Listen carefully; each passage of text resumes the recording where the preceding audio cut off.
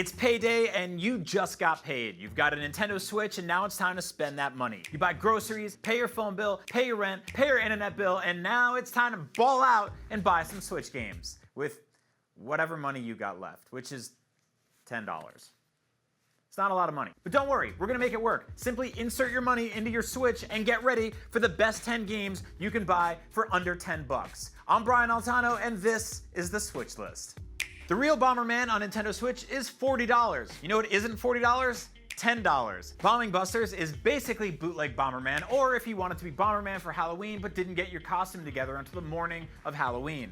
It's got a full 30-level single-player campaign with power-ups and stage bosses, and also a classic Bomberman-style multiplayer mode where you and your friends try to blow each other up. And you'll still have $3 left to spend on whatever you want. Go nuts with it. Buy chewing gum.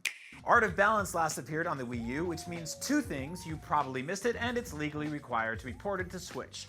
This physics-based puzzle game is pretty brilliant because it doesn't force you to choose a single solution, which means lots of experimenting and lots of your blocks falling into the water and you losing and starting all over again. You can also race to the top in split-screen multiplayer and try to be the first person to scream at the television when your entire world collapses. It's a really chill game. Nintendo Switch has Breath of the Wild, arguably the best Zelda game ever made. The Faerun collection is not that game, but it's also 4 games at a fraction of the price, so it sorta makes up for it. This top-down Zelda-inspired game collection is just as much of an action RPG as it is a puzzle game, and there's just enough content to hold you over until Nintendo drops the price of Breath of the Wild, which, knowing them, is probably never. It also stars a girl, kind of like Zelda, who is not the star of Zelda, because that's Link, who is a boy. Many people get this confused. What if, and hear me out, instead of looking at rudimentary pictures of everyday household objects, you had to slowly reveal those pictures using a series of rules and counting techniques? Game of the year, huh? It sounds boring, but this game is also really smart and very rewarding and incredibly relaxing. And with dozens of puzzles and plenty of modes, there's lots to do here, assuming any of this is something you want to do, which you should because it's good. I swear, just believe me.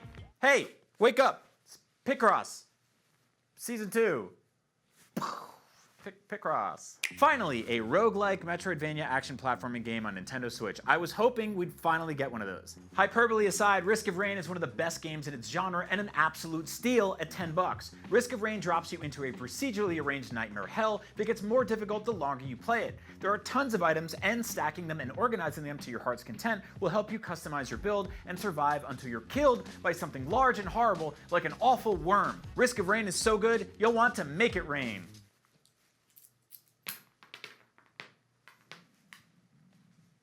Sorry about that. I'm gonna be the one that cleans that. That's the problem. It's Friday night, you worked all week, and your friends TJ, Big Bob, Lolo, and the Gooch are coming over to party and play Mario Kart. Hell yeah, Mario Kart. But there's just one problem. You spent all your money on party supplies, and you can't afford Mario Kart because it's 60 bucks, and you only got 10. Well, watch out, because here comes Beach Buggy Racing, aka broke-ass Mario Kart. Instead of items in question blocks, it has question orbs. Instead of carts, it has cars. And instead of classic iconic characters like Super Mario and Princess Peach, it has these weird people that look like they're made out of potatoes. But hey, it's a $10 kart racing on a budget, and it's definitely not Mario Kart. Most shmups, aka shoot 'em ups, hook you by forcing you to memorize insane bullet hell patterns and then punish you by blowing you up if you don't.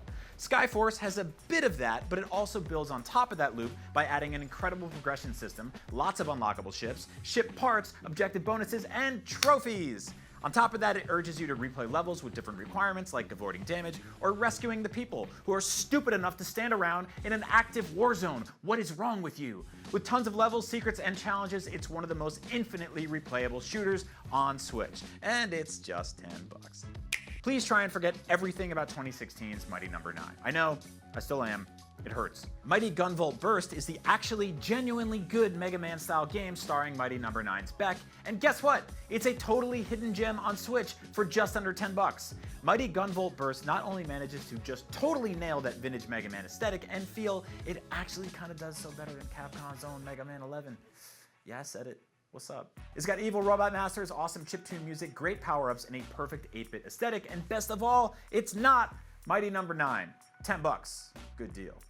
In 1988 on the NES, a game called Blaster Master dared to ask the question, what if somebody made a video game about a kid who fought subterranean nightmare monsters using a giant mech tank? Video games were weird back then. Anyways, Blaster Master is back on Switch, and the series' signature blend of side-scrolling shooting and top-down exploration is back as well. Only this time, Shovel Knight is here, because he shows up in practically every indie game. Giant bosses, DLC, and a meaty single-player campaign await you here, all for under a tenner. SteamWorld Dig 1 and 2 are hands down some of the best games on Switch, and since SteamWorld Dig 2 is just outside of our $10 price range, SteamWorld Dig 1 is the perfect place to start. This is a Metroid-style action platforming game where you carve your own path through the world using steampunk mining equipment and clever platforming skills. Instead of side-scrolling, most of your time is spent digging downwards into the earth, uncovering treasures, secret caves, and bad guys. Bring your collected loot back up to the surface and trade it in for upgrades, then go back down and do it again. It's an incredibly addictive loop in a game that you absolutely shouldn't skip, especially for $10. So, any great cheap Switch games we missed? Let me know in the comments. I actually read them, which is a hobby that brings me both immense joy and immeasurable sorrow. If you like this video, good news, I'll be making more of them. I'm Brian Altano, this is the Switch List, and thank you for watching.